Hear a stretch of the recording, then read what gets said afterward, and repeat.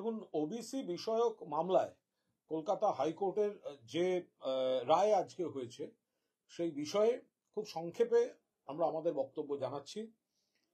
বক্তব্য হচ্ছে এই যে রায়, যেটাকে স্থগিতাদেশ বলা হচ্ছে, এটা ইন্টারিম স্টে, অন্তর্বর্তী স্থগিতাদেশ, এবং এর পরিপ্রেক্ষিতে যে রাজ্য সরকার যে আইনি পদক্ষেপ নেবে সেগুলোর প্রস্তুতি এবং বিশ্লেষণ চলছে।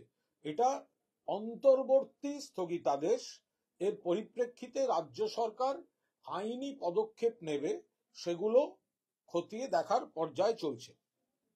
দুই হচ্ছে, বিজেপি এবং বিরোধী দলনেতা শুভেন্দু অধিকারী তারা হচ্ছে একেবারে অ্যান্টি ওবিসি, অর্থাৎ ওবিসিদের কল্যাণে, ওবিসিদের মঙ্গলে যে তারা নয়, এটা প্রথম দিন থেকে একদম পরিষ্কার যে ওবিসিদের কল্যাণ, যারা ওবিসি, যাদের এগুলি প্রয়োজন, যারা আর্থ সামাজিক ভাবে পিছিয়ে আছে, এই বিজেপি এবং বিরোধী দলনেতা তার বিরুদ্ধে, তারা গোটা জিনিসটার সঙ্গে ধর্ম জড়িয়ে একটা বিকৃত প্রচার করে মূল যে সমস্যাটা সেইখান থেকে মানুষের নজর ঘুরিয়ে দিতে চাইছে।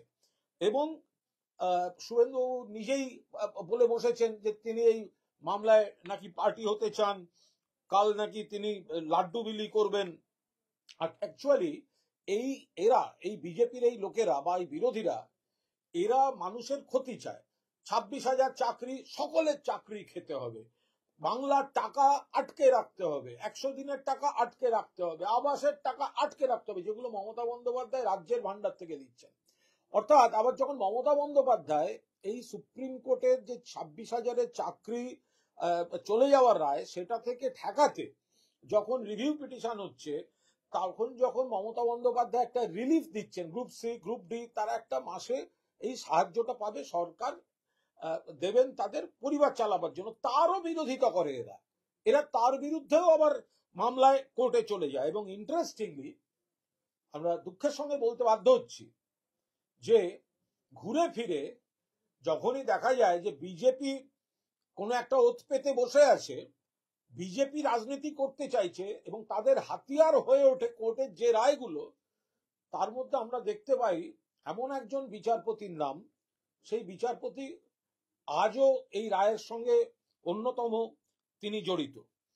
ফলে বিচার ব্যবস্থার প্রতি আমাদের পূর্ণ শ্রদ্ধা আছে, বিচার ব্যবস্থার প্রতি পূর্ণ শ্রদ্ধা আছে, কিন্তু জাস্টিস মান্থা অতীতেও এমন কিছু রায় দিয়েছেন, যে রায় বা যে পর্যবেক্ষণে হয়তো ন্যায় বিচার সকলে একসঙ্গে তার মধ্যে দেখতে পাননি, বরং এমন কিছু উপাদান তার মধ্যে ছিল যেটা নিয়ে শুভেন্দুবাবু প্রোটেকশন পেয়েছেন, শুভেন্দুবাবু রসদ পেয়েছেন, বিরোধীরা রসদ পেয়েছে। এবং দুঃখজনকভাবে আজকের রায়তেও জাস্টিস মান্থার নাম কিন্তু যুক্ত। আবার বলছি, আমরা বিচার ব্যবস্থাকে, বিচারপতিদের শ্রদ্ধা করি, কিন্তু আমরা অতীতে দেখেছি সুপ্রিম কোর্টেও একজন চিফ জাস্টিস অবসর নিয়েছেন, তারপরেই তাকে রাজ্যসভায় পাঠানো হচ্ছে। আমরা এখানে দেখেছি হাইকোর্টে অভিজিৎ গঙ্গোপাধ্যায় এত বড় বড় কথা, তিনি চাকরি চলাকালীন ইস্তফা দিয়ে বিজেপির যোগ দিয়ে চলে গেলেন। অর্থাৎ আমরা বিচার ব্যবস্থাকে সম্মান করতে চাইলেও করছি, কিন্তু কয়েকজন বিচারপতি, আমরা খুব দুঃখের সঙ্গে বলতে বাধ্য হচ্ছি যে যাদের অর্ডার এবং পর্যবেক্ষণ বস্তুত শুভেন্দু অধিকারী বা বিজেপিকে নানাভাবে রাজনীতি করার রসদ জুগিয়ে দিচ্ছে। যাই হোক, আমরা আদালতের কাছে ন্যায় বিচার আশা করি। ইন্টারিম স্টে এর পরিপ্রেক্ষিতে যে আইনি পদক্ষেপ, সেগুলো নিশ্চয়ই রাজ্য সরকার খতিয়ে দেখছেন। বাকি এই যে টোটাল ইন্টেনশনটা, যেটা অচলাবস্থা, চাকরির জায়গায় একটা আইনি জটিলতা করে দাও, বাংলার গরিব মানুষকে টাকা পেতে দিও না, এই যে নেতিবাচক, ওবিসি তাদের যাতে সুবিধা হয় সেই কাজটা করতে দিও না, আইনি জটিলতা তৈরি করো, তো এইগুলো হচ্ছে এদের ইন্টেনশন। এর বিরুদ্ধে তৃণমূল কংগ্রেস জনতার দরবারে ছিল, আছে এবং থাকবে। বাকি আইনি প্রসেস রিলেটেড ডিপার্টমেন্ট দেখছে।